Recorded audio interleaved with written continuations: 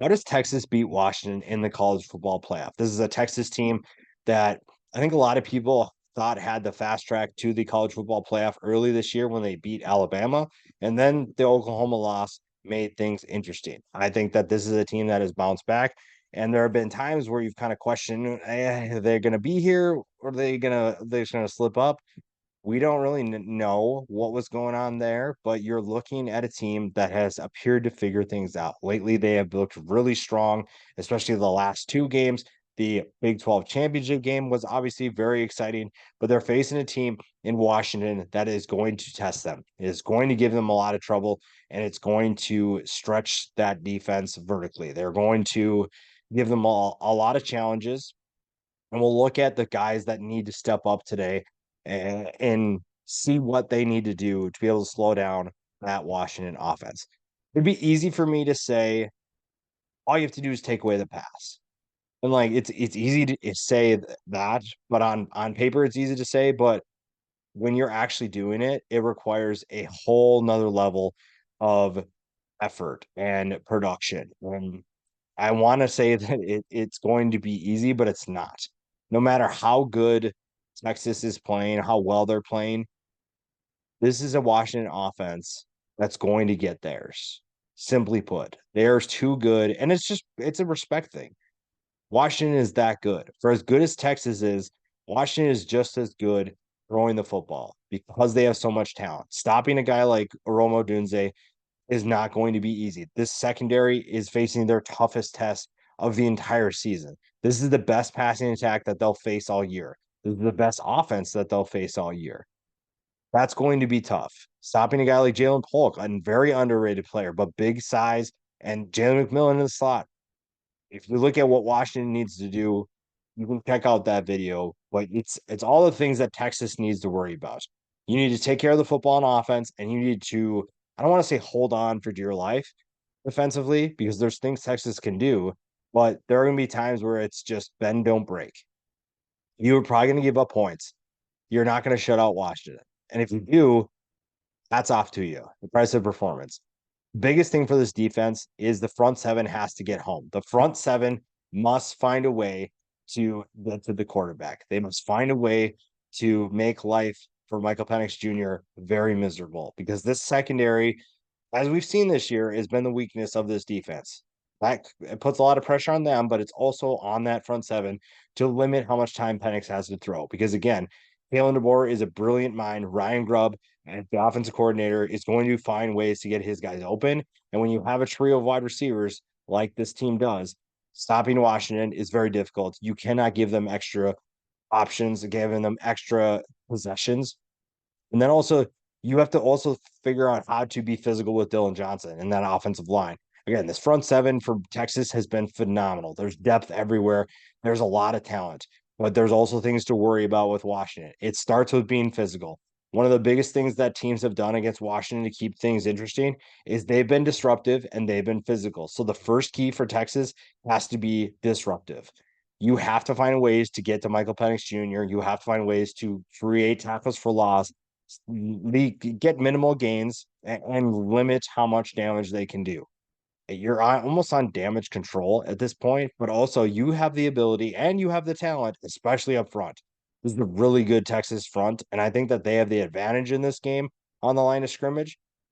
You have to find ways to reduce the amount of time that Michael Penix has to throw. You have to reduce his comfort level in the pocket, and you have to find ways to make sure that he's not carving you up because the more time you give him, the more time he has to make plays. Now, on Texas' offense, it's really just continue doing what you're doing. Now, you want to see the rushing attack step up. Not having Jonathan Brooks is hurting, but Gilmbo and CJ Baxter are two really talented running backs who can step up in a big way. This is a big game for them. They have the ability to do it, and their ability to run the football will maybe determine how successful this Texas team will be. Because if you find balance, I like what this team can do. I don't have a ton of high hopes that Washington's defense is going to shut out or shut down this Texas offense. Texas is just too good. Steve Sarkisian is too good. There's too much talent. Washington's defense is talented, but this is one that Texas should have a lot of success. They should be able to put points on the board and they should be physical.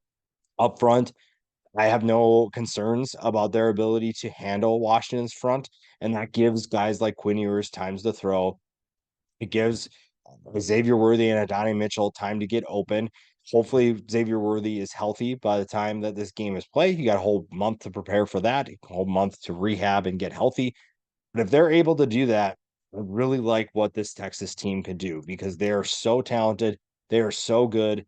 And there's so many players we talk about. Quinn Ewers obviously plays the biggest role. I mean, you're talking about this offense, everything goes through Quinn Ewers. And it's year two under Sark's system. So we're not surprised that he took this step because even Sark himself said that he likes a quarterback that's in his second year in this system because they play so much better. They're so much more familiar with the concepts, with the reads. Quinn Ewers has been pretty much that. Now, when he's been healthy, he's been really fun to watch. And this is a guy who went into Tuscaloosa and won a huge game for Texas, a game that put them essentially into the college football playoff. Now you're in a college football playoff game, a big moment. Quinn Ewers has proven that he is ready for that moment. And I'm really excited to see what that means in terms of performance.